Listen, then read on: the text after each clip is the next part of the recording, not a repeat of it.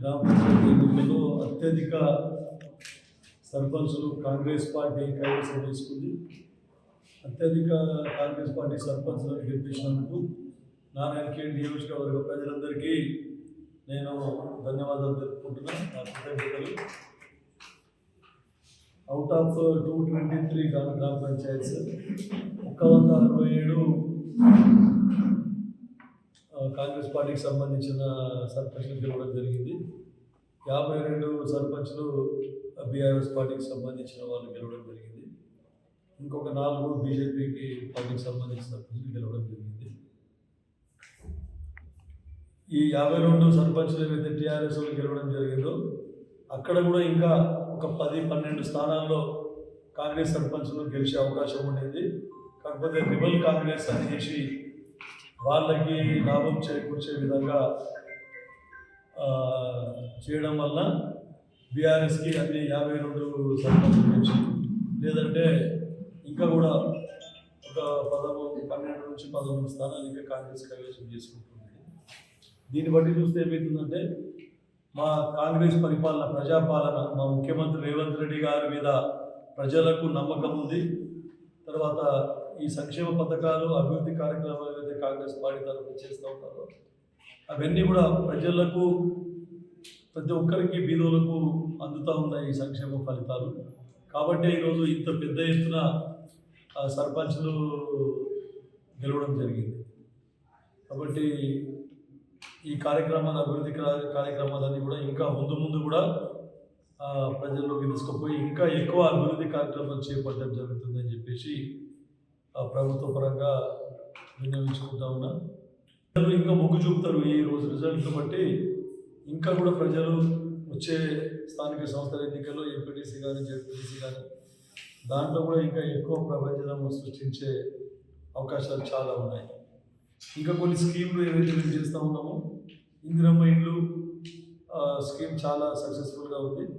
ఇంకా కూడా ఇప్పుడు 3500 ఇండ్లు ఈ విడతలో నారాయణఖేడ్ నియోజకవర్గానికి రావడం జరిగింది.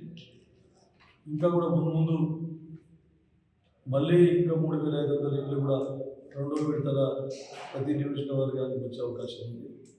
నిరంతర ప్రక్రియ ఇది. 200 యూనిట్ల వరకు ఫ్రీ కరెంట్ కూడా ఇవ్వడం జరిగింది.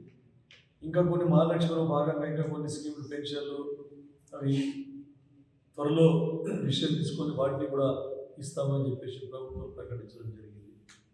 కాబట్టి మళ్ళీ ప్రజలకందరికీ, ఎందుకంటే ఈసారి 167 గ్రామ పంచాయతీలు గెలిచిందనంటే ఇది తెలంగాణ రాష్ట్రంలో 2వ హైయెస్ట్ సర్పంచ్లో నారాయణఖేడ్ నియోజకవర్గం గెలిచినందుకు మరొకసారి ప్రజలందరికీ కృతజ్ఞతలు తెలుపుకుంటా ఉన్నాను. ఎన్నికల్లో కూడా మళ్ళీ అన్ని మా కాంగ్రెస్ పార్టీకి పట్టం కట్టి అన్ని జడ్పీటీసీలు, మండలాధ్యక్షుల అన్ని ఎంపీటీసీలు కూడా అత్యధికంగా గెలిపేయాలని చెప్పేసి వారందరికీ కోరుకుంటా ఉన్నా.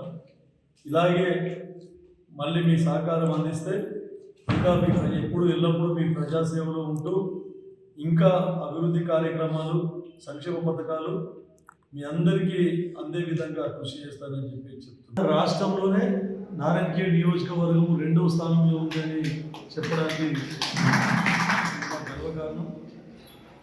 దీన్ని బట్టి చూస్తే మన రాష్ట్రం అంతటా కూడా చాలా చోట్ల 3 విడతలలో కూడా ఎక్కువ సంఖ్యలో కాంగ్రెస్ సర్పంచ్లు గెలవడం జరిగింది. సో దీన్ని బట్టి చూస్తే మా రేవంత్ రెడ్డి గారి పరిపాలన, మా ప్రజాపాలన ఏదైతే ఉందో, కాంగ్రెస్ ప్రభుత్వం 2 సంవత్సరాల పరిపాలన అన్ని సంక్షేమంలో మరి అభివృద్ధిలో దూసుకుపోయి ప్రతి సంక్షేమ ఫలితాలన్నీ కూడా అట్టడుగు వర్గాల వారికి అందినాయని చెప్పేసి నిరూపించబడ్డది.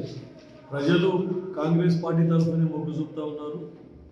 ఎందుకంటే గత 10 సంవత్సరాల టీఆర్ఎస్ ప్రభుత్వ పాలనలో ప్రజలు విసుగు చెంది ఎలాంటి అభివృద్ధి కార్యక్రమాలు చేపట్టకుండా కాలయాపన చేసిండ్రు. తర్వాత నిధులు దుర్వినియోగం చేసి రాష్ట్ర ఖజానా ఖాళీ చేసి 8 లక్షల కోట్లు అప్పు చేయడం జరిగింది. మరి దాన్ని ఒక్కొక్కటిగా అంచెలంచెలుగా బడ్జెట్ సమకూర్చుకుంటూ ఖర్చులు తగ్గించుకొని వారి అప్పులు తీర్పుతూ ఈ సంక్షేమ పాలన, ఈ పథకాలన్నీ కూడా కొనసాగించడం జరిగింది. అన్ని వర్గాల వారికి, రైతులకు కానీ, విద్యార్థులకు కానీ, నిరుద్యోగులకు ఎన్నో ఉద్యోగాలు ఇవ్వడం జరిగింది. తర్వాత రైతులకు రుణమాఫీ చేయడం జరిగింది, రైతు భరోసా ఇవ్వడం జరిగింది. ఇందిరమ్మ ఇండ్లు, ముఖ్యంగా ఇందిరమ్మ ఇండ్లు ప్రతి పేదలకు కూడా నియోజకవర్గానికి 3,500 ఇల్లు ఇవ్వడం జరిగింది. త్వరలో మళ్ళీ 2 విడతలు కూడా 3,500 ఇల్లు కూడా మళ్ళీ శాంక్షన్ చేయడం జరిగింది, నియోజకవర్గానికి శాంక్షన్ చేయడం జరుగుతూ ఉంది. రేషన్ కార్డు 10 సంవత్సరాల నుంచి లేని రేషన్ కార్డు ఇచ్చిన ఘనత ఈ కాంగ్రెస్ ప్రభుత్వానికి. తర్వాత ఫ్రీ కరెంట్ 200 యూనిట్ల వరకు, 500 గ్యాస్ సిలిండర్, అన్ని కార్యక్రమాలు చేపట్టాం. తర్వాత డ్వాక్రా మహిళలకు పావులా వడ్డీ ఏదైతే ఉందో అది కూడా మాఫీ చేయడం జరిగింది. తర్వాత వారికి ₹1,00,000 రుణమాఫీ 2 లక్షలు పెంచడం జరిగింది. రాజీవ్ ఆరోగ్యశ్రీ 5 లక్షల నుండి 10 లక్షలకు పెంచడం జరిగింది, ఉచిత వైద్యం. తర్వాత గత ప్రభుత్వంలో పెండింగ్ బిల్లులన్నీ, అన్ని డిపార్ట్మెంట్లో పెండింగ్ బిల్లులన్నీ కొన్ని తీర్చి మళ్ళీ ముందుకు పోతూ ఉంది.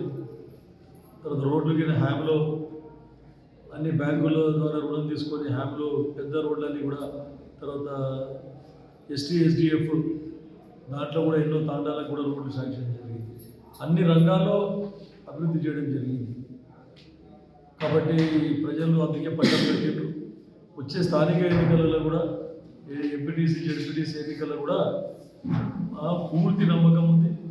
ప్రజలు ఈ ప్రభుత్వాన్ని మరొకసారి ఆశీర్వదించి అత్యధిక స్థానాలు కాంగ్రెస్ పార్టీ గెలిపిస్తారని చెప్పేసి మేము ఆశిస్తూ ఉన్నాం. హైకోర్టు ఆదేశానుసారం తొందరగా స్థానిక సంస్థల ఎన్నికల పీరియడ్ అయిపోయింది కాబట్టి తొందరగా కండక్ట్ చేయాలంటే పార్టీ పరంగా 42% రిజర్వేషన్లు బీసీలకు కల్పించి సర్పంచ్ గ్రామ పంచాయతీ ఎన్నికలకు పోవడం జరిగింది.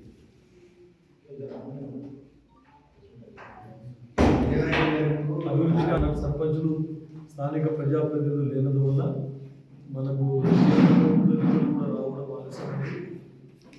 దాంతో కూడా మనకు స్థానిక పాలనలో కొన్ని ఏవైతే ఇవి శానిటేషన్కి సంబంధించి కానీ, డ్రింకింగ్ వాటర్కి సంబంధించి కానీ ప్రజాప్రతినిధులు లేకపోవడం వల్ల కొంచెం వెనుకబడ్డ మాట వాస్తవం.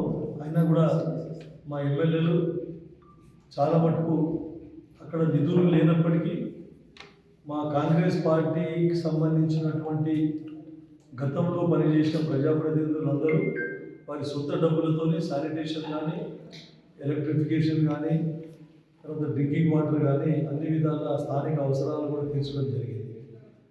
అది కూడా ఒక కారణం. ఈరోజు ఇన్ని గ్రామ పంచాయతీల్లో అత్యధిక గ్రామ సర్పంచులు గెలవడానికి మా కార్యకర్తలు, గతంలో కాంగ్రెస్ పార్టీకి సంబంధించిన ప్రజాప్రతినిధులు వారి సొంత నిధులతోని, సొంత డబ్బులతోని అక్కడ ప్రజా అవసరాలు తీర్చినందుకు కూడా ఎక్కువ అత్యధిక సంఖ్యలో సర్పంచులు గెలవడం జరిగింది. గ్రామ పంచాయతీల కంటే నిజంగా ట్రాక్టర్లు అవసరం ఉంది. కానీ ఈ చిన్న గ్రామ పంచాయతీలు, ఎందుకంటే రాష్ట్ర ప్రభుత్వం, అప్పుడు కేసీఆర్ గారి ప్రభుత్వం తాండాలను కూడా కొత్త గ్రామ పంచాయతీలుగా ఏర్పాటు చేయడం జరిగింది. కానీ రెవెన్యూ విలేజ్లుగా మాత్రం చేయలేదు. దాంతో సరైన బడ్జెట్ కూడా లేకుండా ఎన్నో అవస్థల పాలైంది. కాబట్టి ట్రాక్టర్ డ్రైవర్ల జీతాలు ఇవ్వలేని పరిస్థితి, ఈఎంఐ కట్టలేని పరిస్థితి, ఎంతోమందికి నోటీసులు రావడం జరిగింది, కానీ ఏమి చేయలేని పరిస్థితి. కాబట్టి దీని మీద పాలసీ డిసిషన్ మాకు రాష్ట్ర ప్రభుత్వం పాలసీ డిసిషన్ తీసుకొని ఖచ్చితంగా దాని గురించి ఆలోచిస్తుంది, పాలసీ తీసుకుంటుంది. చరిత్ర సృష్టించినోడు ఇప్పుడు ఆ చరిత్రని తిరగరాయబోతున్నాడు. అబద్ధాల గోడల్ని బద్దలు కొట్టి నిజాలను రాగా మీ ముందుంచబోతున్నాడు. నిజమైన వార్తల కోసం వెంటనే డౌన్లోడ్ చేసుకోండి రా యాప్ని.